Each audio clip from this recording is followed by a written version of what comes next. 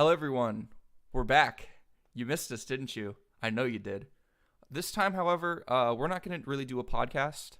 Um, Unfortunately, due to our schedules, it's really hard to line up long form content, and especially since it's the beginning of the year, it's also really difficult for us to have a bevy of topics to talk about. So this is going to be a player retrospective on 2018. We're going to break down our top 10 players of the year and also some honorable mentions, highlight some guys who they had great years, but they weren't quite up to the standard of, Fucking blew it. yeah, they really did blow it. But as you'll Jumped. notice, one, you can see our faces now, and two, I don't sound like shit. It's amazing. Come far. We're moving on up in the world. All right. So, do you want to start or should I start? I want to preface it with because this is in part like a bit of a response to HLTV ratings because I don't like the way they do their rankings at all. I well, not necessarily that I don't like them, but they have a very specific set of criteria that I feel isn't a good thing to be the scene's like number one, essentially our MVP list. Whereas I feel like it would be a bit better if maybe it was 50% their ratings, 50% some sort of voter list made up of analysts or captains or that sort of thing. Because you end up with this kind of boring, not boring, but it's very formulaic and it's hard to bring down players' performance down to just a single formula and pretty much no eye test. So like a lot of this is going to be, and that being said, there will be some I'd say subjective takes in this show Subjective take warning. Wee woo, wee woo. because yeah, it's and part of it is going to be like if like I assume it's the same for you, but with me it's like just looking at two players. Sometimes I just went on feel if I was trying to decide who went higher, Yeah. or like how if I prefer this guy and in the sense that I think he plays, I feel that he's a better player. I feel that he brings more value to his team and stuff like that, not necessarily always statistics. Yeah. Also, it is personal list, so I technically can never be wrong. So. But yeah, I agree. I'm a huge math guy. Like I have an engineering degree now. I can actually say that. But like Do a quick nerd alert. yeah, I love analytics. I think they bring a lot to the game, but I think the problem is like HLTV is primarily an analytics and stat site, and so I think they're gonna heavily skew that. I think they're also gonna like heavily skew tournaments because that's what they've always done. They've always skewed whoever won the most is gonna be near or at the top of the list. But Yeah, I kind of understand where they're coming from because like if you don't base it off your own stats, like what's the point of it? Like you're like undercutting yourselves in a way. And yeah, so I think that it's also really important to include the context behind the numbers because I think just like when people say the numbers don't lie, they're missing a part of it. There's a story behind those numbers that you have to look into. yeah, no, absolutely. Especially because so many of these players had really, really similar numbers too. Yeah, and like the crazy part is, I think okay, let's start. The crazy part about my number 10 is that one, it's Cold Zero, and two, he had elite like statistical numbers. He had a 1.16 rating for the entire year. He had I think the fourth highest, or like fourth or fifth highest like kill death differential, which is insane. But he's number 10 on my list because one, he performed really poorly against good teams in the playoffs. Like I think that in order to be on the higher end of this list, you have to perform well against great teams, and he Yeah, didn't do that. In part because his team suffered, and it's really hard to do that when your team isn't good. But at the same time, the team dumps a lot of resources in him. They require him to do extremely well, and if he doesn't, the team's gonna fail. So MIBR's lack of success was due in part to Cold Zero's failure to produce in those big moments, which is really weird considering that Cold Zero has a history of like making huge plays and having great games in the playoffs and deep in tournaments. yeah, because he was my number 10 as well. Ooh, Because I think for me the big thing with Coldzera is he still got his this year, statistics wise, even though he was in a really tumultuous team. Um, I'd say kind of leading into your point, I think the biggest counter argument against Coldzera this year is that he didn't really win anything. I don't think he get any MVPs. I can't remember who no, he didn't. MVP'd that Zotac Cup bullshit. It's not a That real LAN. Let's be real here. Yeah, it's not a real LAN, so they didn't really actually win anything And this I think year. Fallen got MVP that LAN. It Remember? might have been, Yeah, yeah. it was Fallen who won that because like that was when people were saying, "Oh, Fallen's back because Yanko." He's back, baby. He Yeah. wasn't. Because the thing I'd say is like there is a degree where you can put a bit of blame on him because uh he's still got a lot of resources put into him and put into his performance. Or into setting him up to have a good productive performance. But the the problem with that is conversely, if you look at the rest of his team, I think Fur had a pretty down year. Fallen had a pretty poor year individually, but I think as a general team, they were terrible, and I think a lot of that has to go on Fallen because when you look at how much talent was in that team, like the role balance wasn't great, but overall, I think they were quite. I think they should have at least had something because when you look through them, it's like that core was not very good. But then also all the players that sort of cycled through playing with that core at best were struggling. Like I don't think Tarek and Stewie really had great output in that team, No. and Coldzera was still a pillar of fairly consistent play. And part of why I think he was really poor against the big teams or whenever they did get those occasional deep runs was because he was the focal point. If you're trying to shut down a player, it's like, well, if you shut down Coldzera, there's not much left on this team. Yeah. I'm a little surprised that we were in agreement with that. I thought you were gonna go really hot takey and not put him on your list, just because I we. think he just had to. I think he did too well statistically compared to the dysfunction of that team and how much that roster was flying about. Like he just he did about as well as you could have expected, or about as well as you could have asked him to do. Yeah. Like he is definitely a legendary player, and I guess you do expect your legendary players to still perform at a high level even if their team's lackluster. But like I think I don't want to say he achieved like par, but that's kind of how it feels. Like he was still great even though he was meant to be. I don't know. Yeah. I guess the numbers were there, but the results weren't. Where's the That's kind why of he should be on the defining? list. But there's when I look at the list, there's no one that I really could. Maybe number 9, but probably not. I couldn't really argue for him to be higher. Yeah. All right. Let's get on to number 9. My Mm. number 9 is Guardian. I picked eventually what it came down to was I picked Guardian's peaks over Cold Zero's consistency because Guardian at the Yeah, beginning of the year was absolutely incredible. He was the biggest reason that like FaZe almost beat Cloud9. Um, like it was of no fault of his own that like they didn't pull it off. Like there was another guy beside him that should have come through there. And then when they won Sydney, like I think he won the MVP of Sydney and he should have because he was absolutely insane during that run.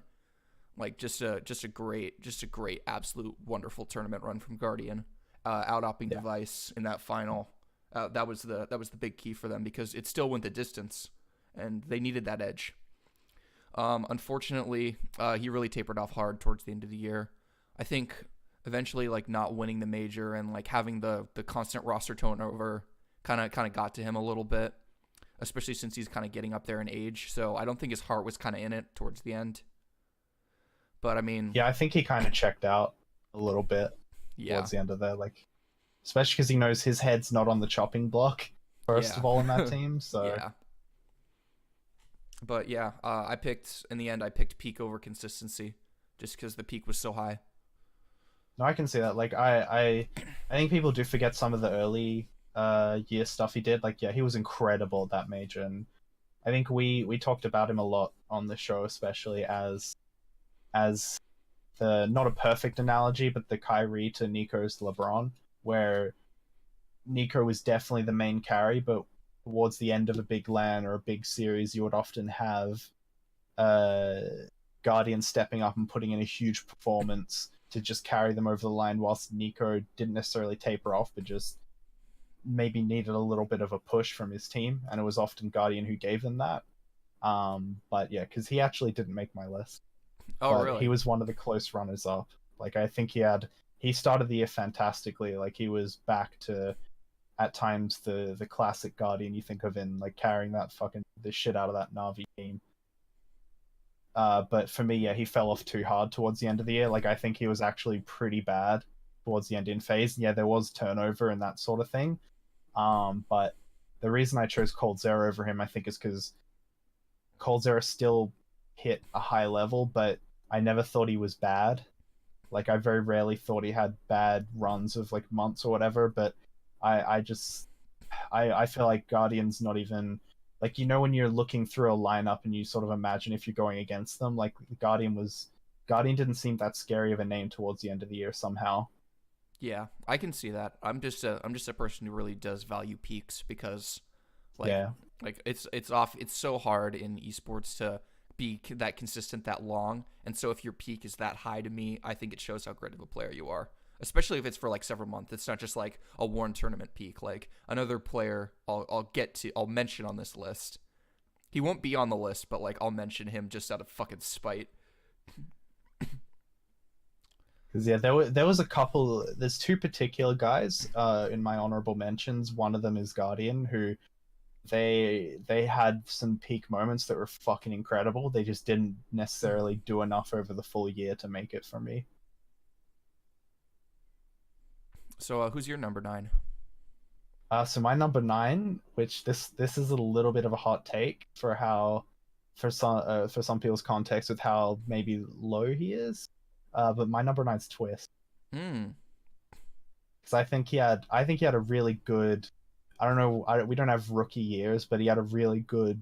This felt like his breakout year, like maybe his second season or whatever, if he was in the NBA or Absolutely. whatever the fuck. Yeah. And I would even say that he's probably the most important guy in the Team Liquid system. And if you're heading into 2019, you have to like player to watch in that team. I think it's absolutely him. Like he's so fucking good. What maybe stopped him from being a bit higher for me is I think he did have some weaker events, particularly towards the middle and end of the year.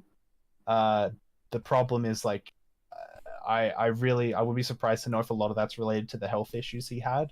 You can't really factor it in or criticize him for it's kind of a weird context that you don't know how to pull that in too much. Yeah. But yeah, still top 10 player in the world at like fucking he's only 19, so it's Yeah. pretty fucking incredible year. But because I remember start of the year, the thing that really made him stick out for me is he was such an incredible lockdown CT player. Like you think of a lot of those games on Inferno where he'd play on the A site and he'd often like he'd go into apps or balconies super often and just be a huge lockdown force for Liquid. Yeah, there's Twist is one. Twist is gonna be higher on my list, but Mhm. there's another player on this list who did similar things on Inferno. It's just a lockdown monster,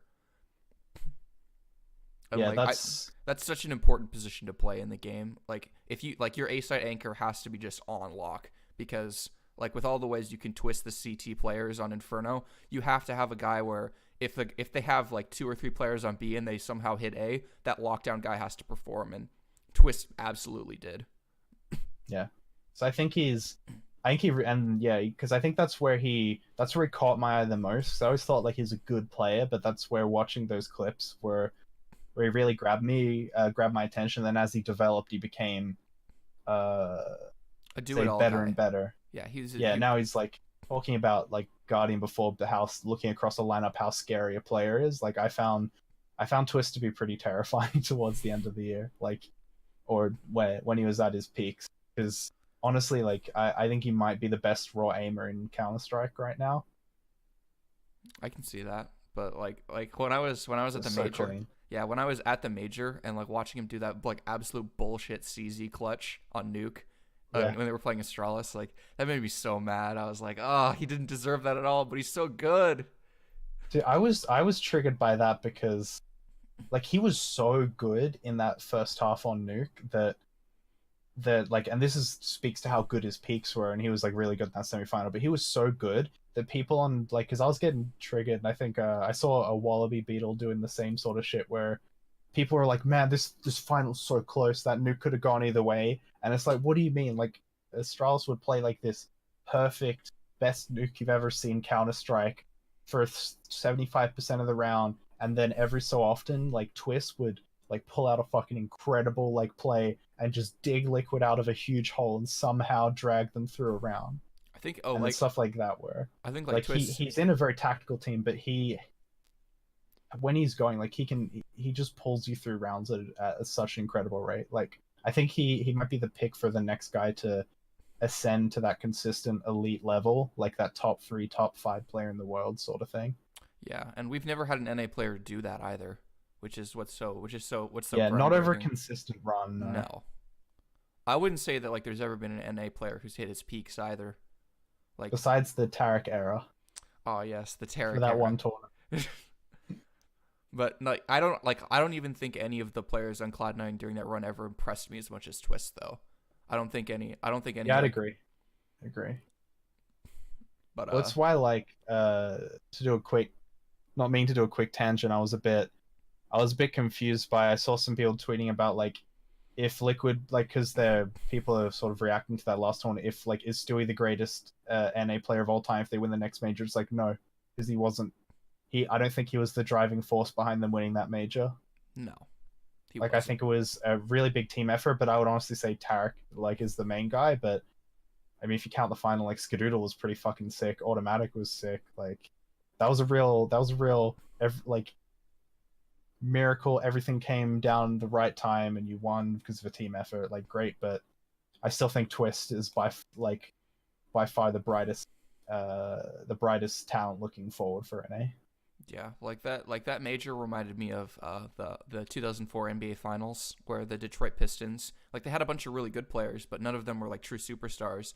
And then it was obviously the phase with the Lakers where they had Shaq, they had Kobe, they had old Karl Malone who is actually still good somehow because he's a genetic freak, and then they had like old Gary Payton.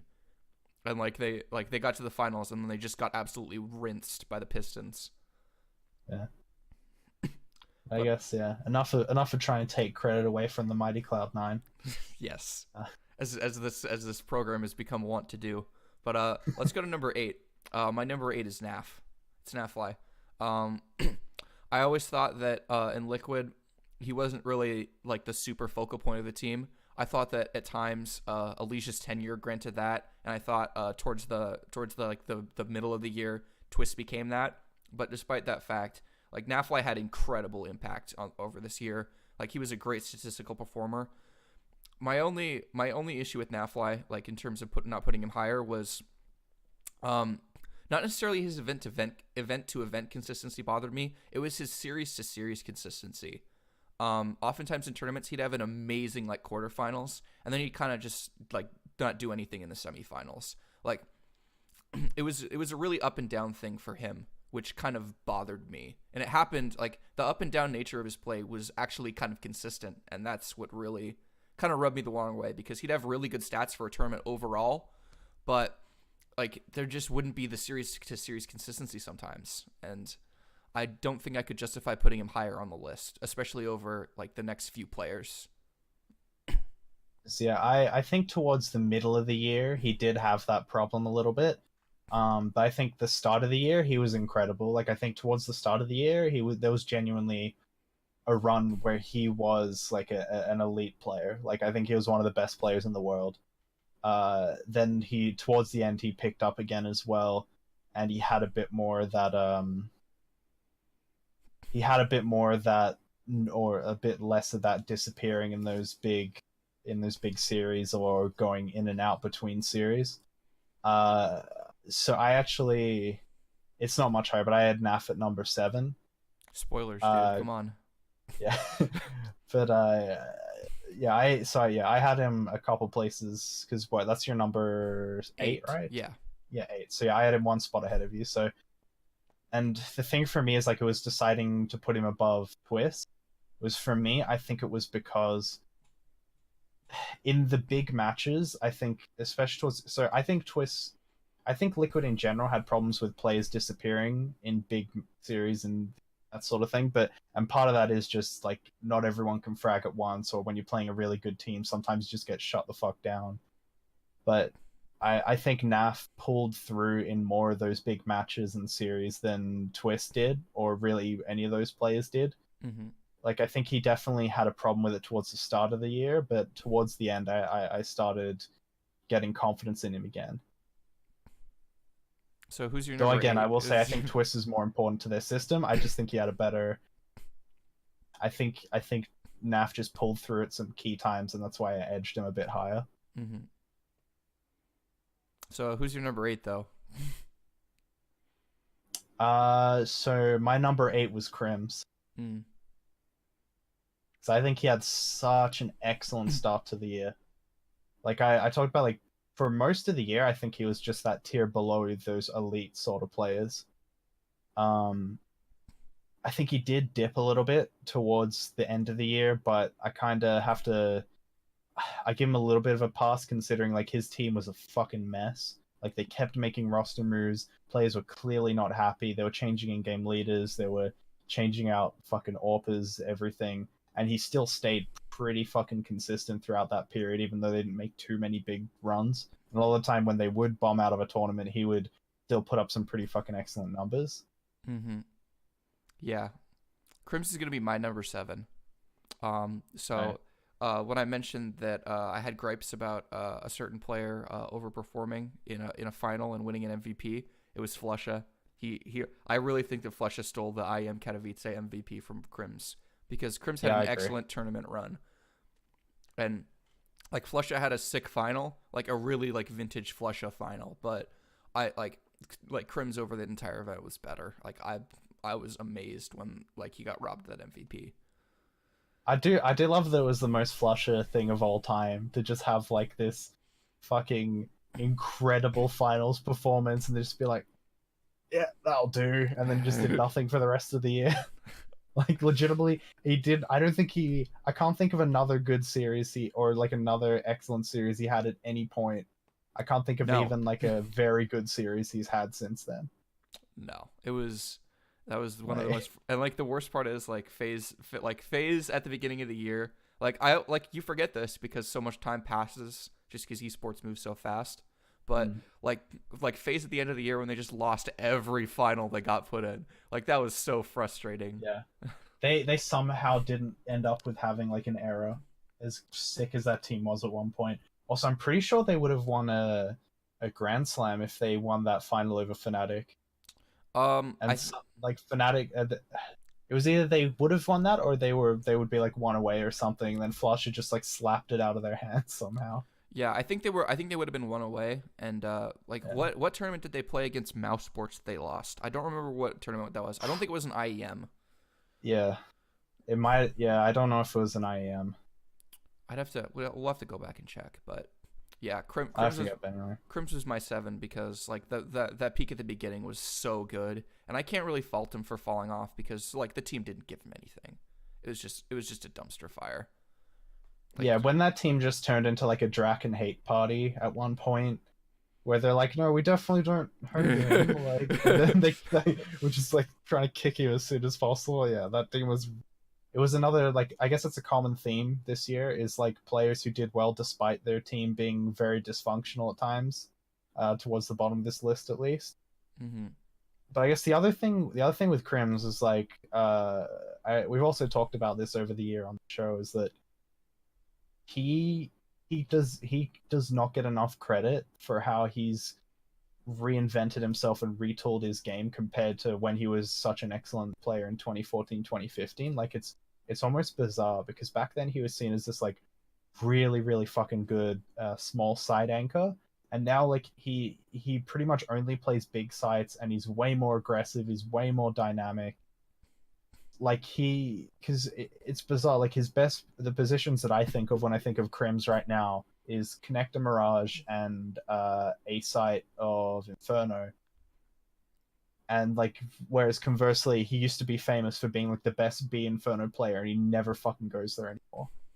or very rarely goes there. Cause unless actually, I've seen him AWP it a couple times, but the I point is like it's bizarre because he didn't even necessarily need to change his game that much because it's not like he fell apart or was bad at any point. He just grew into this different fucking force. I think what's interesting about Crims is I think Zipex might like Crims might be what Zipex could have been, like in terms of just like being a star on a worse team. Like Crims could like if Yeah. Zipex like left tomorrow, he Oh could yeah. like he might be able to do what Crims can. Like obviously like he hasn't proved that to anyone, but like I think we've seen enough like just like pure skill from Zipex where I think he might be able to do it.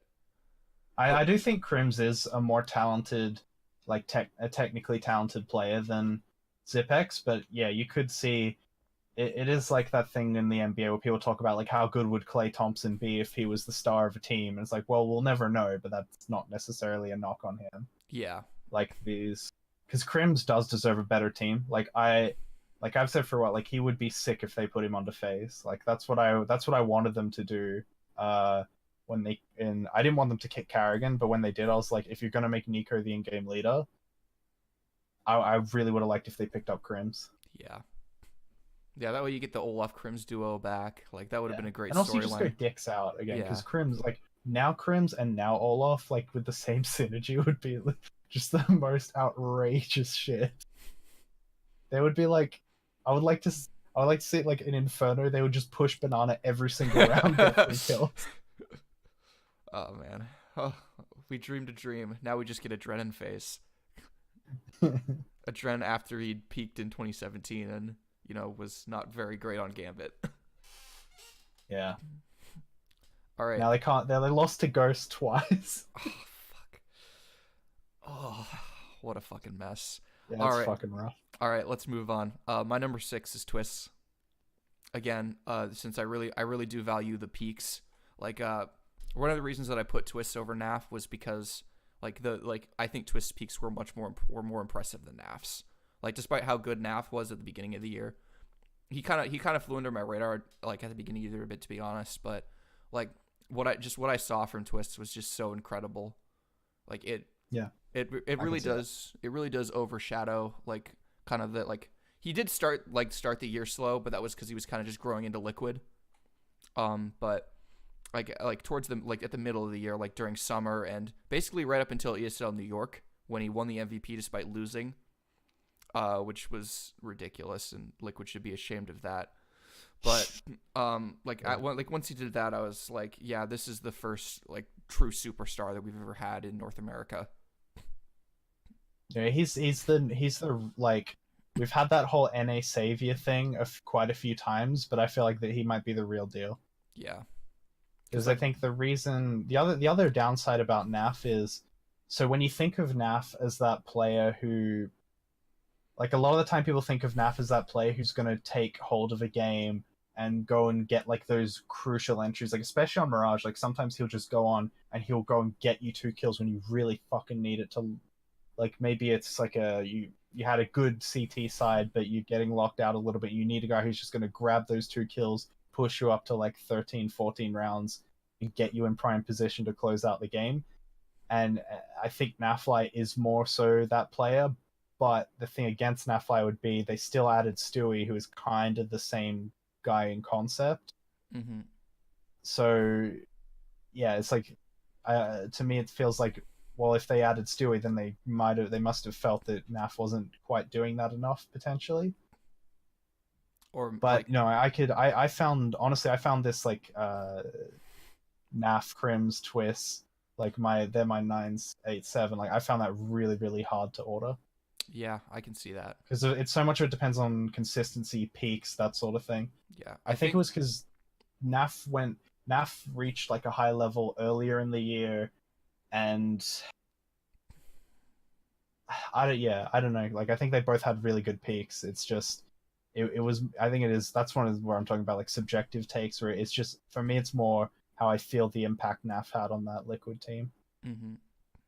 Maybe it's just recency bias for me, but like I really did think that like Twist had a lot, like it's so much impact that I couldn't like I felt I had to put him higher than Nafly. No, I can see it. I can see it. Now the real question is, what's your number? Who's your number six? Because I feel like we're gonna have like pretty much a letter for letter top five, but like you've picked like Guardians not on your list, and like none of like we all have these same players. Like who's your number six? I'm just curious. So my number six is one of the hotter takes in to some degree, maybe just Mm-hmm. because of who's ahead of him. But my number six is Dupree. I can see that, but yeah, Dupree's gonna be you'll see him very shortly on my list, but Because like I think he had a fucking excellent year. yeah, that Like beginning. I think with Dupree, this is like I think this is where maybe it's NAF, but I think this is where the line goes, where you're looking at guys who had career years, who had like fucking unbelievable, like putting yourself in the Hall of Fame sort of years. And the thing I loved about Dupree is he almost had for this year it was almost too perfect narrative wise because coming from 2017 where he gets forced out of his entry role to accommodate Kirby, and then became this sort of more passive lurk sort of player where he was still very good, but he definitely wasn't as good as he was this year or as good as he was in the past. And then towards the end of the year, when Device had his illness problems, he became a lurker. And then heading into 2018, You he mean an goes back to opper? that more aggressive role, but he also brings all this shit that he learned from 2017 and becomes this like stronger, super versatile player. I think you mean like he became an opper once Device got sick. Yeah. Yeah, but yeah, uh, yeah. I loved Dupree this year. Like I put Dupree five on my list. But yeah, I just felt like I couldn't put Dupree above like the next four players on my list. Like the next four players on my list are just like they had like absolutely incredible years. Yeah, no, the next like the top four players, which I'm assuming we have the same four guys are they were just Yeah. too incredible. But like the thing for me with Dupree is like I think he I've had this I have this stupid concept in my head of the playmaker sort of player where and it comes to some degree from Shock, where in 2016 and like Stewie I think kind of did it as well, where like Shox was that sort of lurk player, and then he became that sort of entry in LDLC, and he kind of somewhat combined those two to be this guy who you can send him with the team as the entry, but also you do like sending him to his favorite parts of the map and letting him just do his thing. I think that's what Dupree very much became over this year. Like when you think of him on Inferno, like he's one of the most terrifying players because the amount he can do on his own on the T side of Inferno is ridiculous. Like they'll just send him to top arch and he'll take a bunch of attention, often get kills, and then he'll fuck up your rotators, and then he'll go on a flank and just be such a pain. Like it seems like if you're CT side Inferno, you have to deal with him before you can really do, or you have to always keep him in mind before you rotate to B, before you do a lot of shit. Like he's so integral to the way they play that map, and he's so fucking excellent at that, and he does it on a lot of other maps. Like he's particularly good at it on Overpass as well. His like bathroom like sorry his like stairs and sewer play on like overpass is absolutely bonkers. But Because the way that some players who can just take over a role like that, and yeah, definitely like the way he plays down towards the B site, and then the way he plays fucking uh yeah inside the stairs is it's so painful dealing with him. He's and it's not like he's also not been exceptional on CT side as well. mm-hmm. Like I think Yeah. he was so fucking good on their dust too. He is so fucking good at their mid spot, especially because as a second op, he plays a lot of positions where you can play like pick up an op, play it a little differently, and that freshens up the game a lot. And they don't have to necessarily move device there if they want to stick an op player there. He Mm-hmm. transitions really well between rifling and offing when he plays middle. Yeah. Wait a sec. So I'm trying to do galaxy brain shit here. I'm trying to figure out who's your number five. Like, cause I feel like I still feel like I'm missing a player here. Like, did I just like miss someone here? Like, who's your five? I'll say, wait, have you done your six? Yeah, my six was Twist. My five was Dupree. Like, who's your five? Okay. Oh, so my five was this. This was okay. So the hardest. Well, this was one of the probably the hardest decision on my list was splitting my number six Dupree and this guy. So my number five was Magus. Really? Yeah, he Yeah, didn't make. Yeah, he was one of my honorable mentions, but yeah, because he Magisk. was the big one for me. Because I was watching. This was one where like I watched a lot of Magisk demos and I watched a lot of Dupree demos because I really wanted to. So the problem for me with splitting them is so they have really similar statistics and a lot of their virtues that they bring to that team, particularly on CT side, are really really linked. Especially like because you think like they're one of the better CT side duos, like maybe the best CT side duo in the world right now, especially on like A Inferno and that Oh sort of yeah. thing. And in the end, I chose Magus because I think he is such a fucking valuable player. It's really skipped over. Um, so like one of the stats that I think was really telling with him is he finished with the second highest. So he had 74.5% KAST, which is that kill assist, or sorry, survived or traded. So in three out of like three quarters of the time, he in a round, like he would at least do something that was constructive or push into the next round, which the only guy who was higher was Simple. Mm-hmm. And I think that speaks to the way he plays and the value he has really well. Because I think of him as like an incredibly consistent player in a lot of interpretations of that word, because Dupree is more of your entry and naturally is going to be a bit less inconsistent. But the way Magus, so he has consistent production map to map and over the full year, but it's also in the sort of micro stance where when there's some spots he plays where he doesn't necessarily do the same thing every round, but you can count on him so fucking heavily. Like the big one is Pit Inferno. Like I Mm-hmm. think he's the best Pit player in the world, and it's to the point where he will legitimately sit in the same spot every fucking round, and teams can't get him out of there. Like it legitimately comes down to he'll play that spot like 6 rounds in a row until you throw like 3 HEs in there and kill him, and he'll just do the same shit over and over, which he just goes down there, jiggle peaks, takes a lot of aggro, stays alive, drops his smoke. When if they put a molly there, hides in the smoke. Often, like they'll be able to retake the site because he just stays alive for so fucking long that the other team can't get. They can get a bomb plant, but they can't get solidified on the site. The other spot is Dust 2, and I think people don't quite always get the value that comes with a player that you can leave him on his own on a site, and it's not only is it reliable, and you know that he's going to have a high production rate, but like often he will just kill everyone who comes through those doors, especially on that side. But He plays B. Yes. on B Dust too. Um, for me, I think that's the thing that really elevates Magisk for me, is I think you can just count on him so heavily. And like when he joined this team, that was the one thing for me that I really was big on, was like, look, this is because everyone was a bit unsure of this move, and I was like, the thing about him is on CT side, he's so fucking good at holding angles, Mm-hmm. and I think he took that to the next level on this team. Like every single map he has a site or a crucial spot that he locks down and makes impenetrable. Like Dupree wouldn't be able to do half the shit he does if he didn't have Magisk backing him up on those CT sides. Mm-hmm. And not that he doesn't have huge fucking value on the T sides as well. Yeah, because he provides a really solid like second entry to Dupree Yeah, on the and he T just side. never fucking dies. Like Mm-hmm. compared to like all the other players in the scene, like he just never fucking dies.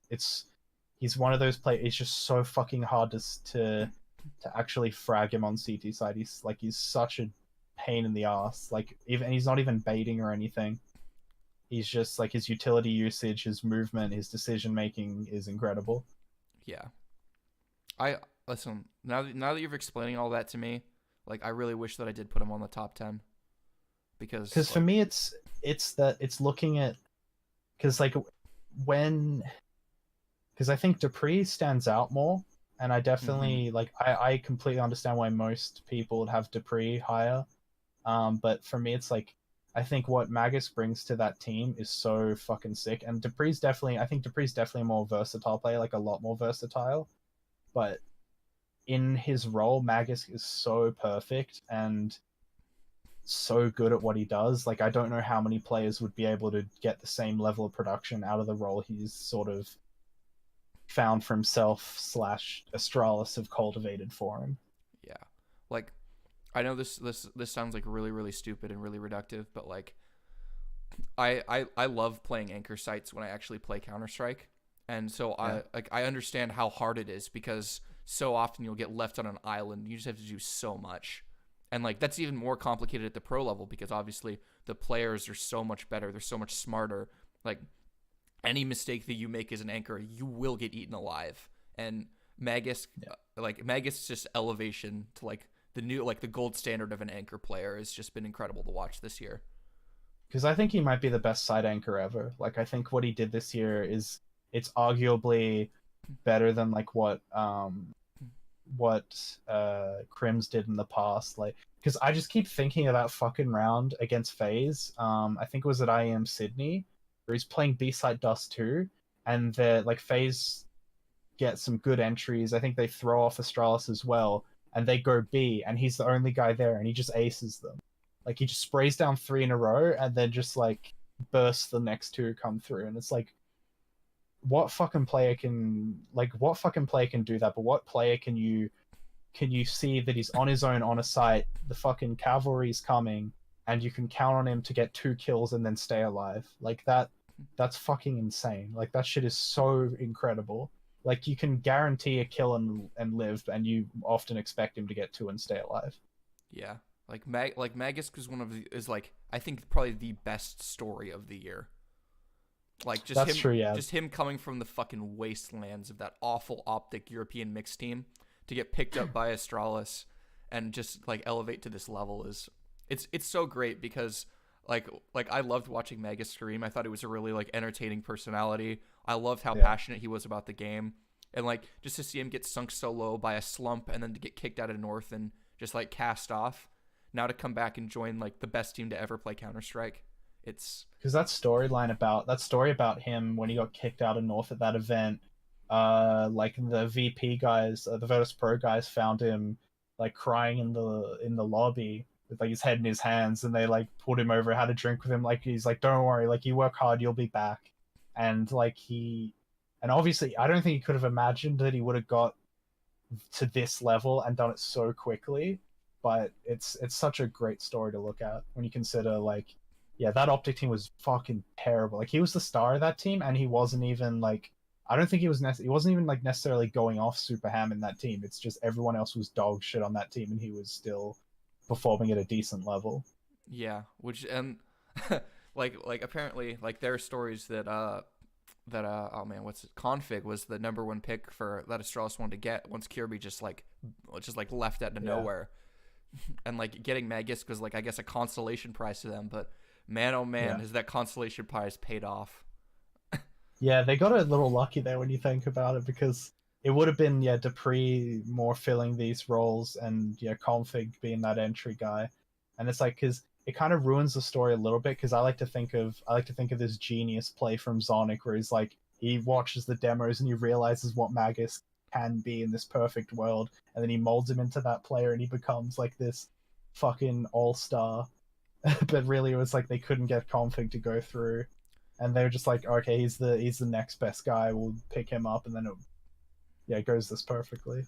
One of the things that like when they first got that Magus pickup, I was excited for it, but I didn't think it would turn out this well because there's so Yeah. many like stable like anchor players on Astralis already. Like devices just like like the definition of like a lockdown CT superstar. Zipix is a great side anchor too, and I thought that adding Magus would just provide like too many redundancies in that style, and I thought that Mm. like they wouldn't have enough playmakers, but like obviously Magus is a playmaker himself on the T side, and like on Yeah. CT, like Dupree He doesn't. often lurks as well, yeah. Yeah, Because it feels like they took, by having this guy who is like an absolute master of the anchor role, they were able to uh take guys like Dupree, guys like Device, and free them up a lot more and make them more able to go and push and do shit like that, because they can fall back on this guy. yeah, And like I was saying, like there'll be times where they have 5 guys alive and they'll leave him solo on a site so they can do something else around the map. And just being able to do that is fucking insane. hmm Like being able to, in the 4v4, 4v3, send 3 of your players to one point of the map because you know Magus has got the other part fine hmm is so sick.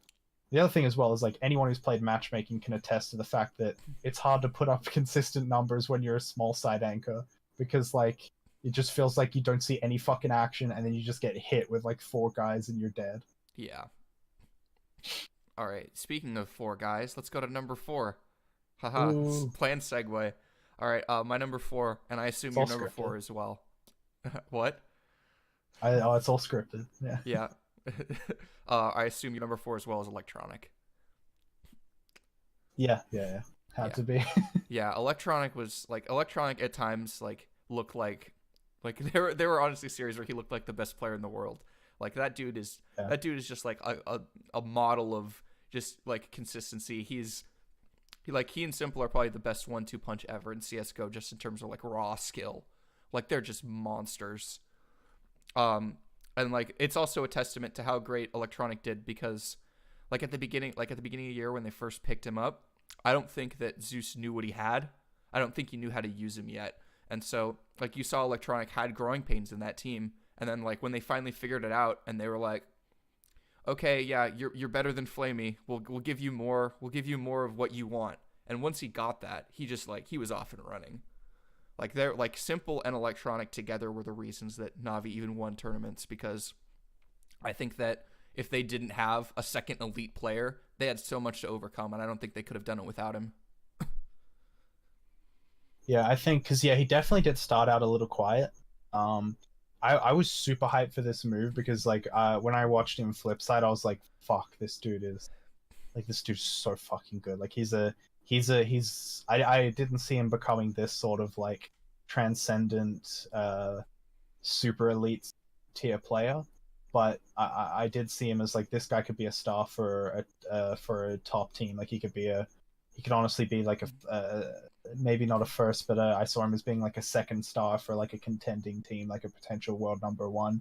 But he's gotten to the point where he could be your go-to guy on a number one team. Like the stuff he did this year was incredible. Like I don't think he ever surpassed Simple, but I think there was brief moments where he caught him.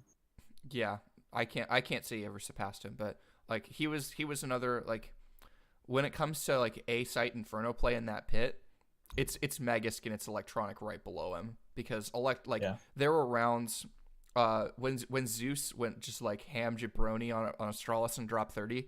He couldn't have done it without Electronic on that A site because I think Zeus got a lot of his kills off the crossfire that he set up with Electronic in that site. And Electronic especially because like when he was like stacking fucking sites randomly. fuck, don't man, that's The most triggering series I've ever seen. it But it like relying on the fact that like it's like we have no information. We're 20 seconds of the round. Let's just put four guys on B. Good luck, Matt. Good luck, Electronic. Have fun. Like yeah, like and that's the thing, like Electronic's good enough to where you might be able to do that. Just like hope that you can get enough information to rotate quick enough and Electronic can stay alive just long enough to make that pay off. Cuz he's he's super skilled on top of being really stable, and I think a lot of the guys in this like all the guys in this top 4 are that. Like they were just consistently elite throughout the entire year. he's another guy where you look at his aim and you're like when you watch him, it feels like you're watching the best player in the world, even though you might you aren't. Yeah. Because like because his T side play as well. Like I remember that Cologne series that they miraculously won over Astralis, and even the reason they got to Inferno was I think very much because of how good he was on that T side of Overpass. Like because the amount of times he would just get like Magus and Glaive, or particularly sorry, not Magus, so Zipex on that B side wouldn't even necessarily make a huge mistake or anything. It would just be Electronic just kept getting the perfect timing, or he would just fly in and hit the most ridiculous shots. Like he would just brute force his way into that B site and eventually got them that map. And I think yeah, he's just such a fucking like he's a when you watch it, it's like he is a generational talent. It's just we're in a ridiculous time in this game where we have a lot of fucking incredible talent. Yeah. All right. Now that we've Like he's the other guy with twist that I'm looking for in 2019 to become like fucking elite. Like he like one of those guys who's going to take a jab at like breaking into this big three. Yeah. Before we do the big three, let's do our honorable mentions. So, Yeah, my first honorable mention is obviously Magisk. Like, I really struggle with putting him in here or not. Um, I think I ultimately decided against it because like, as stupid as it sounds, I really hate when like like uh like when HLTV did their top 20 in 2016, when they put Cold Zero 1 and Fallen 2, that was one of the most yeah, triggering fucking things I've ever seen. yeah, And like Astralis, like, as a whole, they all put up great numbers. And so it was really hard for me to, like, without doing the deep dive in the demos that you did, without me saying, Mhm. is Magisk a product of this system?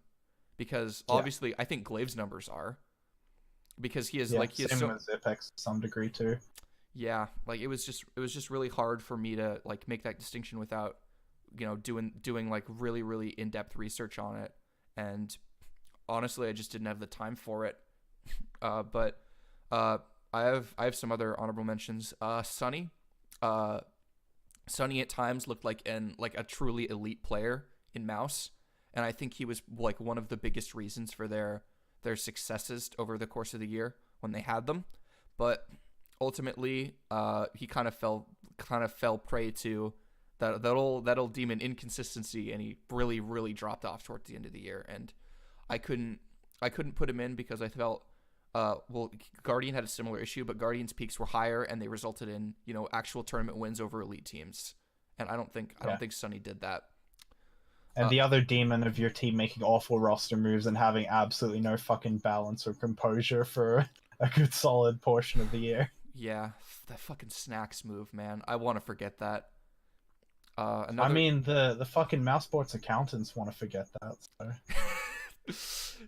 250K, that's a right? lot of money. 250 greater was Yeah, I like think it was like I forget 300. exactly, but it was definitely over 200. It was 200 something. Yeah. My last two honorable mentions are guys that didn't get the biggest stages because their teams weren't that good, but they're still like amazing players nonetheless. It's Valda and Woxic. I thought that Mm. Valda, uh, I think we started to see that at the European qualifier that just happened for the minor, but that guy's elite. Like, I think he's the next Danish guy that's gonna get picked up once Astralis like hits a snag or something. Like, I think he's next. Yeah, he has to be. He's next up. He just has to be.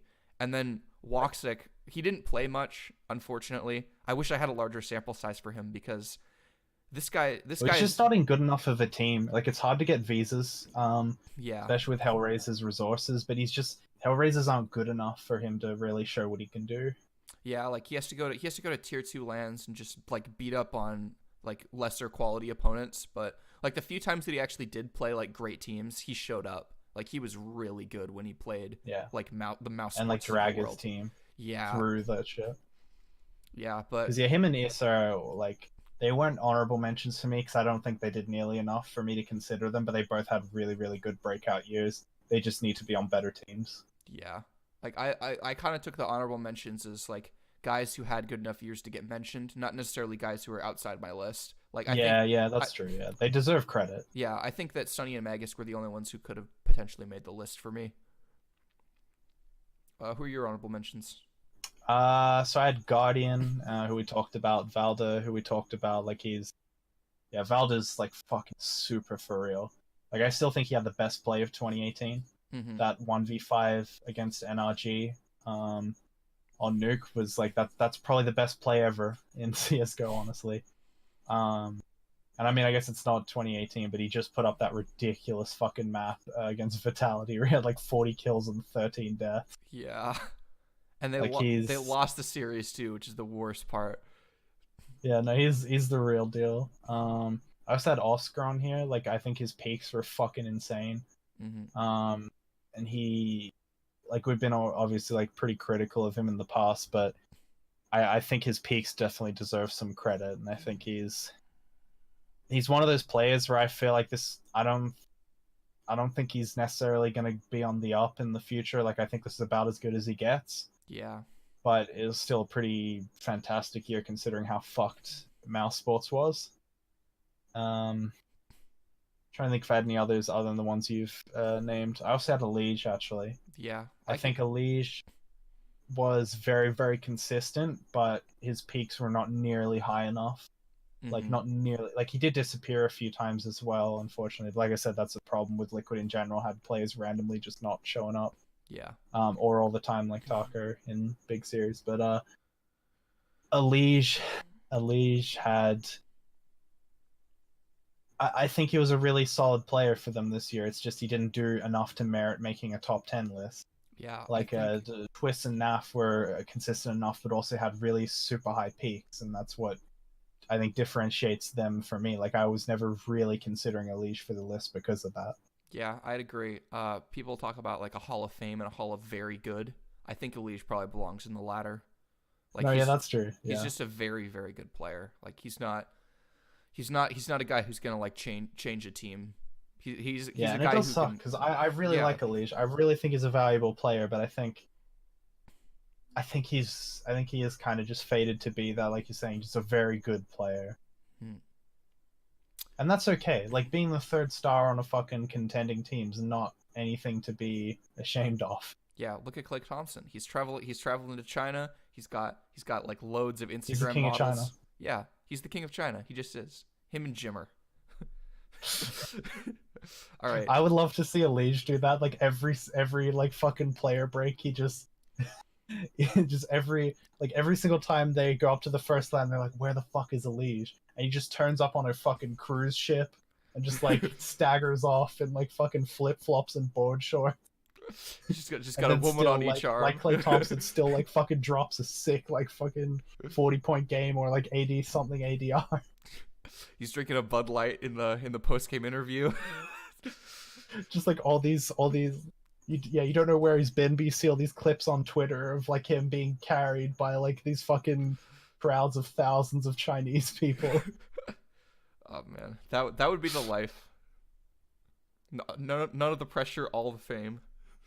Dude, that's the thing I always talk about, where like Clay Thompson's a genius, like where he signed that deal with Anta, and like he's like I can't be the one of these guys who's like the fucking king of America, like LeBron or Steph. MJ, Kobe, Shaq, like all these like big names. What I can do though is because especially because they fucking love shooting guards in Asia, is become the just like work this market super hard, and like I swear to, when he retires, I hope he just goes to live in China. Man, he dude, that's living your best life. That really And like is. I hope he just party like when he retires at like age like fucking 35, so he'll play for 80. He just goes and parties in China till he dies. Like Dies at 40. That's probably the best life ever. Honestly, you never get honestly, old. yeah, even if he doesn't make it to like 50, like that'll be the sickest life ever. No, Like he no, just gets like a shitload of rings, keeps going. no. Here's the thing. Like all the best lives ever were cut like short enough to where you like never got the bad aspects of old age. But like you Yeah. did live a full life. It's like JFK, probably a top 5 life ever. Because yeah, no, Clay Thompson, he's having too much fun to live till 70. All right. Tangent aside, let's get back to the list. Yeah. Uh, uh our number 3 is gonna be Nico. Uh, Yeah. Nico probably had one of the most under the radar, like incredible years ever in Counter Strike on an individual level. He won 2 MVPs this year and 3 big titles. And after Guardian dropped off in phase, he was the guy again. He was it. There was nothing else in phase at times. Like when Olaf came back, he had like 1 or 2 like good series, but like other than that, it was the Nico show again. It was there was that time that they were playing. I forget who they were playing, but they were playing on Mirage, and Nico was dropping 40 again. It was like he was in Nico Sports again, and he was just lugging this immeasurable weight on his back, and there was nothing he could do about it. Because yeah, it really did feel like at times where, because the thing I'd say, yeah, I'd agree, is definitely like he quietly had the best year of a phenomenal career. Like he's a like a first ballot Hall of Famer sort of player, and he had the best year of his career this year. It just sucked that his team, first of all, couldn't get enough wins to solidify an era at the start of the year, and then really really fell off because it felt like he was the only consistent, solid force in a team of like impact players, if that makes sense. Like Mm-hmm. they're all very inconsistent playmakers. But he was the only guy who would always show up and never had bad games, and would just would drag them through these fucking tournaments and series. Like, And like, can you imagine if Nico had the same inconsistency problems? Like, FaZe would have bombed out of a lot more tournaments because they yeah, bomb. no, they still bombed some Yeah, fucking lands this year, but they would have been embarrassingly bad for how many good names they have on that team. yeah. Like Rain after the major was like Rain after I am Sydney really like was not a good player. Like he was a replacement level player if we're being honest. And Yeah, like considering the heights that he hit, like that's embarrassing for Rain. Um, I think Rain got way too much of a break this year because people are like, "Oh, now Olaf's back, he's got to readjust and that sort of thing." But he never came back. no, Like even he before, really didn't show anything after that point. yeah, like you'd think that once when they had Croman in the lineup, like he'd take more of an assertive role in the team, but he didn't. Like he was Yeah, really like we bad. kind of learned that what he did, the peaks he had, especially like when you think of that crucial overpass play he used to have, where he was fucking unbelievable, and there was arguments people making that he was the best player in the world. I think we learned that was the exception as opposed to the rule, and this is Nico's team. Yeah, it's like anyone who ever said it wasn't Nico's team was really full of shit, and they were just like really mad at him for blowing that Yeah, major final, because like Rain's never done the shit that Nico can. Like Rain can't do the shit that Nico can do. yeah, because it's like there's honestly very, very few players in the world that have the sort of peak, especially with any longevity, that they have the real like he does what he wants sort of peak, where like he legitimately it feels like he just decides he's like I'm gonna go to this point of the map, and I'm gonna just kill whoever I see. And Nico's one of those players. Like he's one of those like franchise fucking players, and there's so few guys who can do this. Even some elite players don't quite feel like that on any like sort of consistent basis.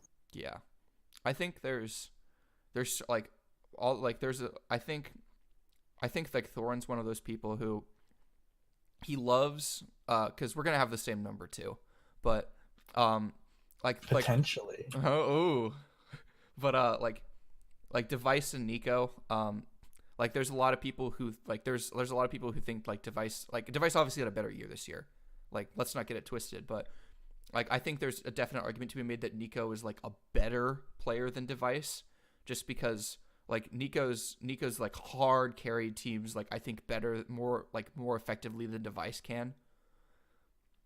Like obviously he has more skill. Somewhat, at least in the overt, like just like Yeah, taking a dysfunctional just like a fucking bunch of ragabonds and dragging them by like kicking and screaming through a fucking tournament. Like yeah. Device can still do Oh, incredible things and absolutely. can hard carry, but Nico has that like outrageous fucking play style when Yeah, he really has to fucking dig one out. yeah. Like I think that like Nico can probably take over a game. Like has the potential to take over a game harder than Device can, but like Nico just didn't have a better year than Device, who's at number two. And he should have won a major this year. Like, okay, so I'll say the two criticisms of Nico from this year have to be like one, that he didn't win that major, but for me, I really don't like the argument that he choked the major, because I think he was still very good in that major, and he still played to a high level in that final. It's just I think people think of that Inferno, and for whatever reason, like I swear, like the gods of esports just decided that Cloud9 were going to win that fucking map for no fucking reason, because like their strategy was literally just they never rotated players for any fucking reason. No matter what you showed them the bomb, like you throw all your smokes, you show them 5 players on B, they wouldn't rotate until you were pretty much on the site. And for whatever reason, that worked because FaZe tried to throw a lot of fakes. Then on top of that, Nico Nico was trying his Nico shit, and it just never worked. Like bizarrely, it would just never work. He was going like flashing through smokes, like trying these peaks, all this shit, and it just wasn't working. And I I kind of can't blame him for it, because it's not like he disappeared. It just right at the crucial point in that series, he just couldn't make it happen. And I don't like you. There's like the Skip Bayless part of me that's like the best players make the best things happen in the best games. You just had to get it done. You just got to find a fucking way if you want to be the best player. But the more rational part of me says that I can't rag on him too much for it because he still played at a very high level in the biggest game of his career. He just couldn't get it done for whatever reason because the stars just fucking aligned for NA that day. Or sorry, if you want to comment on that, then I'll say the other criticism. No, I don't really have much comment on it because like Oh, yeah. you and I have staunchly supported Nico throughout this whole saga of people saying that oh he chokes in the playoffs like he's not a big game player. Like it's fucking ridiculous. Like when he was in Mouse Sports, everyone would say, "Oh, he's not carrying this absolute dog shit team to semifinals and finals. How good is he really in big games?" I'm Oh, like, yeah, oh, no, he loses every time he gets in a playoff series against a big team. It's like, yeah, because they have five good players, he has one. yeah, and it's him. Like his best play, His next like best player was his Chris J. His next best player was yeah, and Chris even then J. Chris J was nothing compared to what Chris J is now. And Chris J now isn't like a fucking sick player or anything. No. He's just a very, very useful player within his role, which is very supportive, backup sort of player. Mm-hmm. Where back then, like Chris J was like this super fucking inconsistent, like not the greatest teammate apparently. Orper, Yeah. like he really, really had nothing to work with. Like Online J. Like Dennis and Spitty were like the, he had to deal with dropping 30 kills in a game, like losing like 16-8, and then Dennis would be like, the thing about that is you should give me some more star rolls. I think that would really push us over the line. And then like Nico would just have to sit there and just be like, how about you shut up and throw another flash for me, bitch boy? just like trying as hard. Like it's a miracle that Dennis like got out of that without being seriously maimed. Like because that is like legitimately apparently what happened is Dennis would tell him like I should be a star player, I should get more attention. Whereas like he wasn't even a good star player on fucking Sprout. No. The team who just kicked their best player so they could go for a full German lineup, even though the best German team just kicked another German player because the best route they could go was not picking up another German player. Fuck Sprout. That's my point. All right, and then what's your other criticism of Nico that people said? Sorry, I just got really mad at Dennis and Spitty again. But actually, no, Spitty's a decent dude. Just fuck Dennis. Fuck. But the other criticism is that he to some degree a little bit did fuck FaZe because I think like his coup and kicking out Carrigan I don't think is good for the team in the long term. I don't really think is good for the team in the short term. No.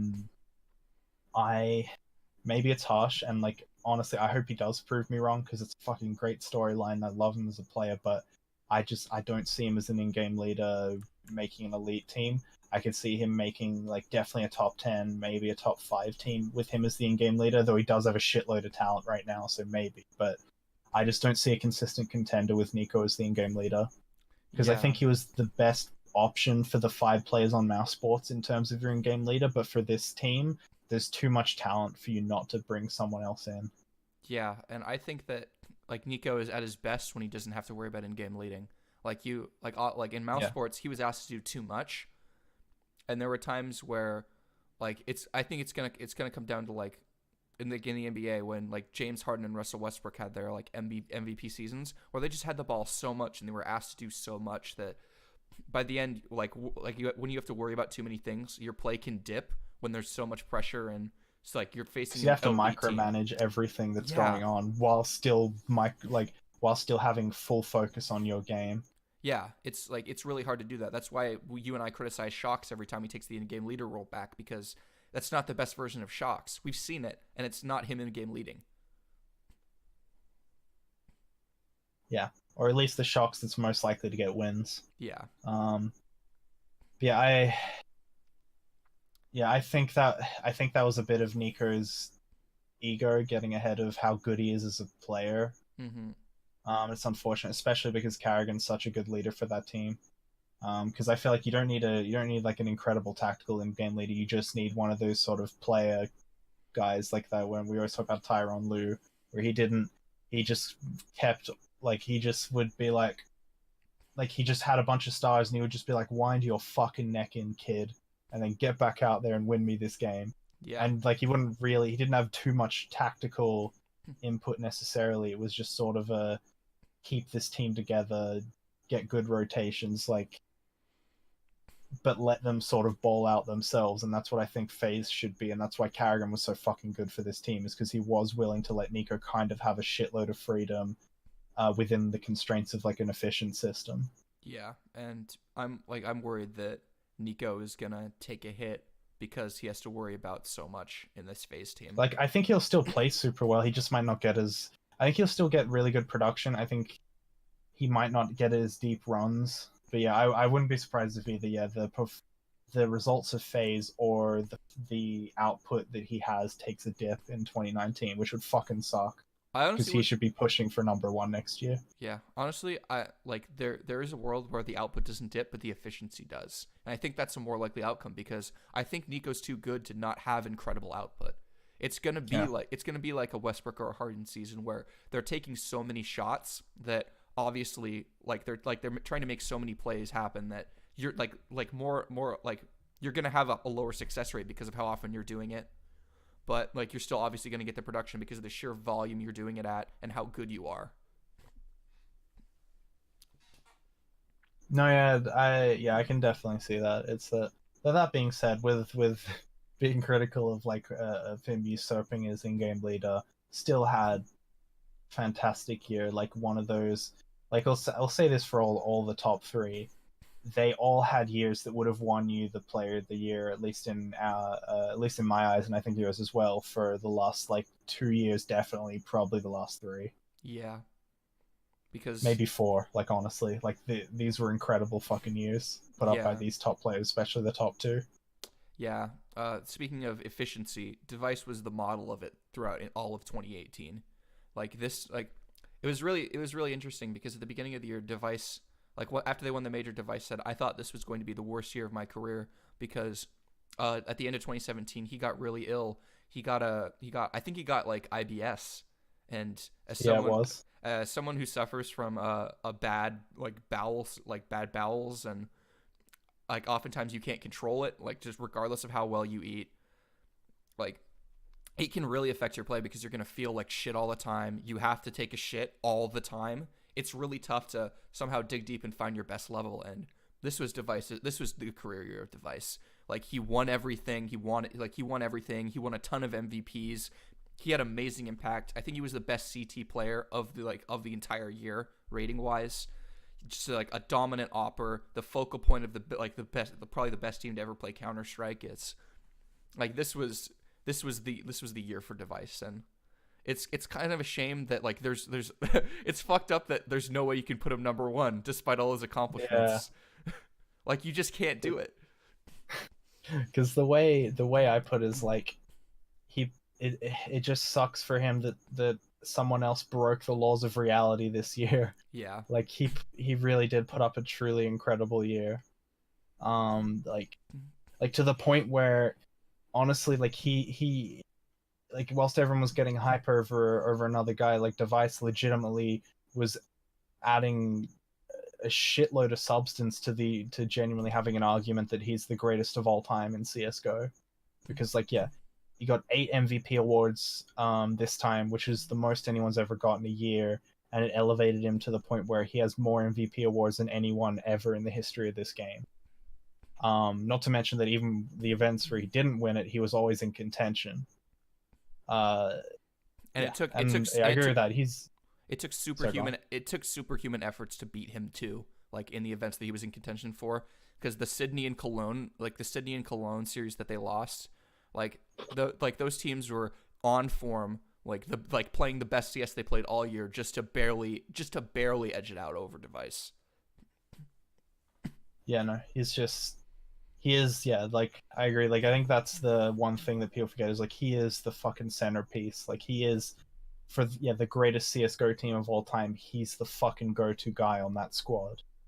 Like when you think of like all those guys throughout history, like that's the, it might not be the best player ever, but it's certainly one of the candidates. Yeah, Um, like the two words I think everyone uses is effectiveness and efficiency with this guy. Because he does remind me a lot of the things I said about Magisk, where he just lives constantly. Like especially that's why he's so good on CT side, is because he will just one of those guys where he'll just play the fucking numbers game, and because he's so individually gifted and he like a guy who can consistently hit those like when I always like that system of rating like a shot between like 1 to 10, a guy who can fairly consistently hit eights and nines. If he just keeps setting himself up for shots that are like 3 to 6, he's gonna do really fucking well. And he just like goes for that, falls back, next angle, falls back. Like it's no coincidence that like Nuke's one of his best maps, because you can just take a really hard angle to trade, get the kill, fall back, take up another angle, that sort of thing, to the point where it's just so fucking hard to deal with him. Yeah, it's so rare when you get a player of his talent who plays like he doesn't have any talent at all. Like he just Yeah. like Device sets himself up to make the game easy, despite the fact that the game is already easy for him. Like Yeah, it's true fundamentals. yeah, it's like Device really is the Tim Duncan of CS:GO. Like he's so Yeah. incredibly gifted, and it's so rare that you see incredibly gifted players just play so solidly, because throughout their entire careers they've just come up like doing ridiculous shit, because that's how you get noticed in a team. Like that's how you like grow and get your stock up if you're a young player. Like you just do insane shit, and that's how you get noticed.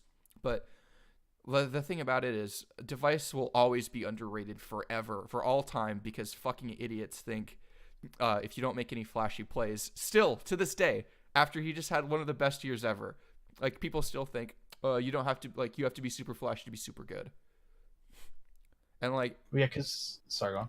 you see on like I've seen a ton on like HLTV forums and Reddit and shit. It's like what Device does is easy. No, it's not. He makes it look easy. That's the thing. All your faves, all your favorite players make looking super hard shit look super hard, because it is super hard. But Device really, he makes it look effortless because he sets himself up so well. He sets like not like nobody sets himself up for success as much as Device does. Not just at an individual level, but how he fits in a team. Because I think that Device could probably like take more roles over in a team, but he knows that he doesn't have to. He's very cognizant of the bounds of which he belongs to in order to win. Because the thing for me with the Device, like the argument I always made is like, because yeah, I hear that a lot, where people go like, well, it's is he truly one of the best players of all time, when he, first of all, like he is kind of like he's more boring to watch when you compared to like the other elite players like Nico, Simple, that sort of thing.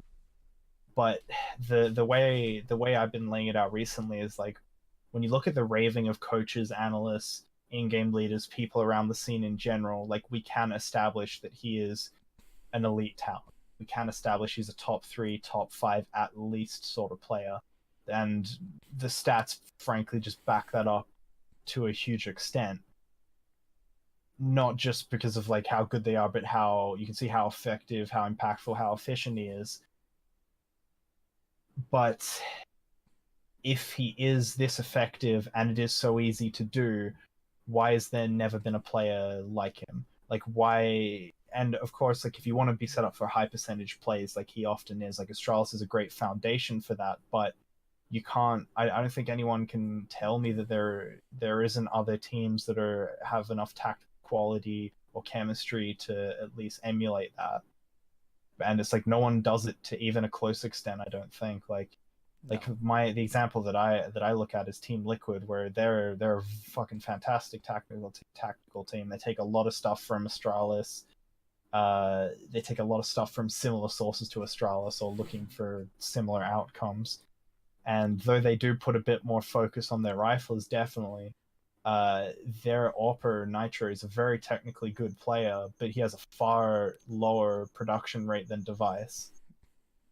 Like it's to me, it just feels like it feels insane that people seem to be telling me that all these other really good teams with good coaches and good setups are deciding, no, I don't want an elite player's production, because that's like he can't simultaneously this effective and this easy to, or his job can't be this easy yet this effective. Otherwise, way more teams would do it. Yeah. it's it's I'll never understand the argument. Like I just won't do it. It doesn't, because it doesn't make any sense. It has no grounding in Because you shouldn't reality. punish good decision making. No, like you shouldn't like, and Because you like shouldn't. and it's hard to be this good because like it's just it's fucking instinct at this point for him to make the right decision, and that's why this Astralis team's so sick, because you have a fair few players who do play like that, and he's like the epitome of it, just with uh generational talent, like the best talent in Danish scene. Yeah, and like this man's been on his grind for years. Like this guy, when Kerrigan, sorry, when Glaive asked him to pick up the op full time, like he watched so many demos, he watched so many elite players to try to like graft stuff off of their game, and he's molded that and changed it to fit his identity. He probably knows every freaking angle in this game. He knows how to he knows how to like set up his shots to always to like be easier for him, regardless of how someone peaks him. It's just it's beautiful to watch, and I don't think people appreciate that enough.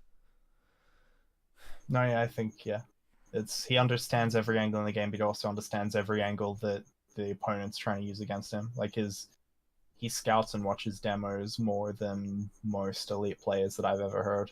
Uh, at least I've ever heard from, at least. Yeah. Let's go to the guy who just broke, who, as you said, broke reality. It's simple. Like this is the best year of all time. Like I don't want to say I told you so, but when we were kind of like in this debate over like at the middle of the like kind of towards like March, April, May, I thought that I had already seen enough from Simple to say like this was the best peak of all time, and the fact that it kept going and it's still going is mind-boggling. I don't think I could have seen how high this peak is, like related to how long it is. Like this is just unreal fucking shit. Yeah, no, it was like he was beyond incredible statistically and uh eye test wise. Like when you watch him, like yeah, this is definitely by like this is the best year anyone's ever played in this game. Like this, and I don't think anyone will ever play a year as good as this ever again. It just kind of sucked for him that Astralis had the best team year ever, because otherwise he would have fucking picked up so many more trophies. Yeah, And he still ended up with like 6 MVPs, 4 of them at tier 1 events. And two of huge those, trophies, two yeah, really big trophies, despite the fact that he was in a team with two bots, one of which he thinks that, saved Edward and Zeus' career, man. yeah, he Honestly, did. Like there's no denying that, because I because they're think, like, you can still win with us, but it's like, no, he won in spite of you. yeah, and I think that ultimately, like that might probably be like the downfall, like the biggest limiting factor in like how accomplished Simple can be, because he's winning Yeah. MVPs despite losing the tournament at a consistent rate. Like we've never seen that before in Counter Strike. Which yeah, it didn't happen before this year. Like No. so, some people who are like, I'll say people who didn't fucking watch the game for that long will be like, oh, but no, Shocks did it, and I Flamey have one. But anyways, like all these other guys, is like no, those were all retrospective MVPs that were given out during this year. The first guy to actually ever do it in real time and made it so HLTV were willing to or reassess the way they do MVPs and were willing to give it to a guy on the runner-up team or whatever team was Simple. Like he was just too fucking good to not give him the MVP at some of those events. Like when, especially that one where another one. I forget what it was. The one they lost to Mouse Sports, Yeah, that where he one was just so infuriating. fucking good on that Mirage map, and like Zeus couldn't buy a kill. No, he had like Like eight. he just couldn't fucking do anything. He had like 12 frags in an overtime game. It's an embarrassment. Like it's like someone really should have like told Zeus to retire after that game. Like, and they wouldn't have been wrong. Like that's just, you can't do that when you're a professional fucking Counter Strike player at the highest level. And you're lucky you're even in the game. You're lucky you still have a job. Well, the thing I'd say about Navi in this is, I'm obviously excluding those 2 events they won that were kind of like shitty events, but for the 2 big trophies they won this year, you could, if you substituted Simple for literally any player in CS:GO history at any point in CS:GO history, I don't think you would have won those events. No. Like, even if you took, and like the only Pete guys who Kenny. maybe could have done it was like very peak shocks or some like insane shit like that. Or like And yeah, even like Pete then, it's Kenny. super Like you fucking. couldn't have done it. Even then, like not even Pete Kenny because he wouldn't have been versatile enough to do That's all the true. shit that Simple did. And they wouldn't set up their opera as well because like Simple was doing it on the op and doing it on the rifle when he needed to. And Like it's this Navi team truly like this. The fact that the entire team was built around like, if does this guy go off? If not, we lose. And then it's like if Electronic goes off, okay, then we can win the event potentially. But even then, everything was based on if Simple was sick. Like if Simple ascended to God mode, it was possible. If he didn't, then it was literally that's it. Like you can't win any series against a good team. And the insane part was oftentimes that was a reliable win condition. Like that's what's truly incredible at this year, because Simple was in God mode all the time. There are so few series where teams actually shut him down. Like there was that one Astralis, like one of the Astralis Navi finals where like they actually managed to shut him down, like just like barely enough to where they could win. And like I think that was probably one of the only bad finals that Simple had. Like the major final, and then there was another one. But like it literally took the greatest team to ever play Counter-Strike to like stop Simple from just absolutely banging their heads off 24/7.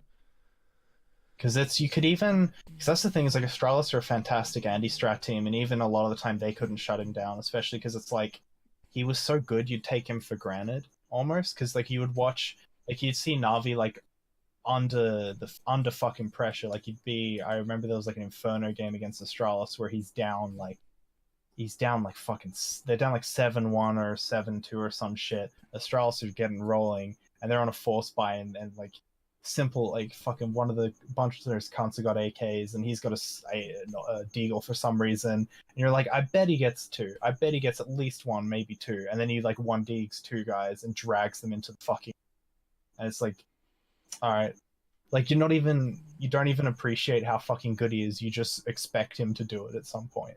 Because there were so many games where, especially against Astralis, where Astralis would have fucking rolled through them if it was any other player, but he would just do this shit where he would go get a incredible 2 entries or a 3k in the mid round that would win them a round that they had no fucking right to. I think one of the most telling things about Simple's year this year was that he was their main aggressive playmaker. Like Flamey, you can say, is their hard entry guy, but really Simple got a ton of like impact entries this entire year. And normally in Simple's career, like he'd die more, right? But like Simple has the highest like kill death differential by far, by like 200 kills to Device. Like Device never dies, and Simple never dies too. He just gets way more kills.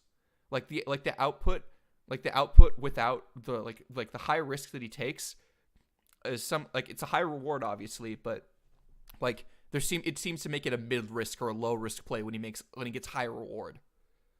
Like he just like when like Simple does insane shit, he also makes it look easy, except it's again like it's not just hard, it's impossible. He makes impossible shit look easy. Like that 5v2 that he had with Zeus, where Zeus just like throws him the AK and he goes on like solo A Inferno. Like he and Zeus split up. Like Zeus has the bomb, he goes A Inferno. Like they don't even have to plant the bomb, he just kills everyone. It's the most insane 2v5 I've ever seen. Because it's almost contradictory, because like when like the other guys, like I talked about like Magisk and Device as guys who just never fucking die. Simple is another guy who does that, but he's a hyper aggressive player, so it doesn't make any fucking sense, because you should die way more when you're an aggressive player who's taking the point in almost every round and strategy. And I think like, for the first, that's the bananas thing for me. He's so fucking good, he just doesn't die. And I think for the first time in Simple's career, we actually got like to see him in opportunities to clutch, because like Navi was so bad at times, outside of Electronic, and like guess what? He's an elite clutch player too. Like what can you do? Dude, the only person who had more 1vx clutches than him this year was literally the greatest clutcher of all time, ZipX. Yeah. No one else was higher. Like, it's just stupid at how good he is at literally every single facet of the game. Well, actually, let's critique his nade throwing at this point. Where was he on the flashbang assists, Tom? I mean, knowing the way Zeus runs his teams, he was probably fairly high. Though I do want to derail quickly to say I cannot fucking stand the people who talk about support players based on how many nades they throw. Like people who assess Team Liquid and say that Taco wasn't a support player because he doesn't throw that many nades, you're being a dumbass. But anyway, back to the simple point. uh, I did I feel like it's worth saying some running off some of these stats. So he was the number one in big event rating, playoff rating, KPR, damage per round, kill assist, survive, trade percentage, opening kills per round, opening duels per round, and like I said, yeah, second only to the the greatest clutcher of all time in 1vx situation. Also, yeah, he finished at 1,107 positive KD, which is unheard of. I don't think anyone's ever got to 1,000 in a year. Yeah, it's just stupid output combined with It's criminal. Like, just it's fucking ridiculous. yeah, it's stupid output combined with insane efficiency. I've never seen we've never seen anything like this. It's unlikely we ever will. But like the real question is the only thing that Simple needs to solidify himself as the greatest player to ever play CS:GO, which he's already the best player to ever play CS:GO. Let's get that out of the way. But like to be the greatest of all time, he has to win a major. Yeah, he definitely needs a major. He might need some more trophies. Yeah. Just because Device has won so many, and a couple of these other guys have won so many. But yeah, a major and like a handful of trophies needs to go. Like he's just too fucking good. Yeah.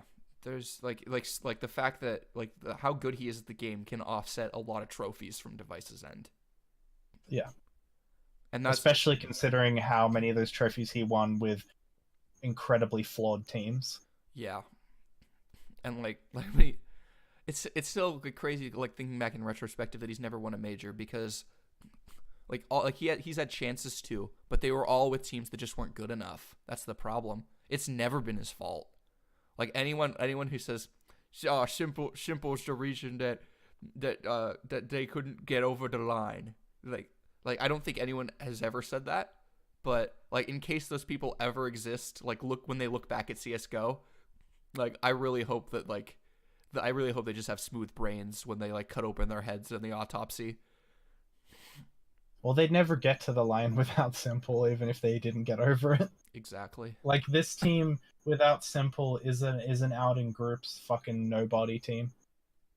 Like we would be just talking about how Electronics trapped in Elo hell. Yeah. Because we talked about Simple being trapped in Elo hell and Navi all of last year. Because even Flamey's inconsistent, but yeah, he's legitimately playing with two dog shit players right now. Yeah, at this I don't know if this current Navi team can win a major. I don't believe it. I think Edward has to go 100%, and Zeus probably has to go. If they got an actual reliable support player or another site anchor to pair with Electronic, they might just be able to do it in spite of Zeus. But man, it's still gonna be tough because Astralis are still Astralis still show no signs of slowing down, or they haven't. Liquid are still insane. Who knows what FaZe is gonna do when they get that bump from that roster move bump. It's just gonna be so hard for Navi, and the bird's all on Simple. It's all on Simple. Well, because the one thing for me is so because of honestly mainly Zeus, I'm not a big fan of this Navi team. But for me, the key thing this year was just being able to enjoy Simple. Because I'm one of those people where it's I think you really should try to even if it's on a team you don't like or you don't support, you really should try to enjoy greatness. And this has honestly been watching Simple this year has been a joy. It's he's done things that I didn't think were possible. It's fucking incredible. Yeah, I just wish that this was old Simple doing this, just being the most toxic, despicable motherfucker of all time. It'd be so fucking unreasonable, the fucking in-game chat. Dude, I just Like it's cool that Simple's like reformed his image and like he donated like a ton of money to charity, or like didn't he donate like a bunch of like prize money or something to charity this year? Yeah, he donates all his FPL money, I think, or at least no, I think he all his FPL. He won FPL in November or something, gave it to Movember or something like that. Yeah, like like yeah, sure, that's like cool and nice and all, but like imagine if like he was the villain of Counter Strike. Like what a storyline, what a year. Just like the best year ever, and also just being like the worst human being ever. Would have been awesome. Just imagine like those MVP interviews with Device or whatever about those lands where they're just saying like he he killed me and then told me he was gonna kill me in real life in the car park. Like Oh man. All right. Thank you for watching our 2018 in retrospect. We'll be putting out more content in 2019 for sure. I think you and I were both a little disappointed with how inconsistent the podcast was, like for the last 2 months of the year, like that we could just never make it happen. well, it's just it's and it also probably makes more sense to have shows for a topic as opposed to just stuff that happened. Mm-hmm. Because especially because like if sometimes it's just it does not like you neither of us would have like a particularly insightful point about a team or something like that. It would just be like yeah this, but stuff like this where I feel like we at least both had say like fairly strong passionate takes about some players Yeah. like as as Magisk's new official manager. I had to push him, so All right. I think we're gonna leave it at that. Thanks for watching. We don't need to say our Twitter names anymore because they're above our heads. So you know where to go, folks. Link in bio.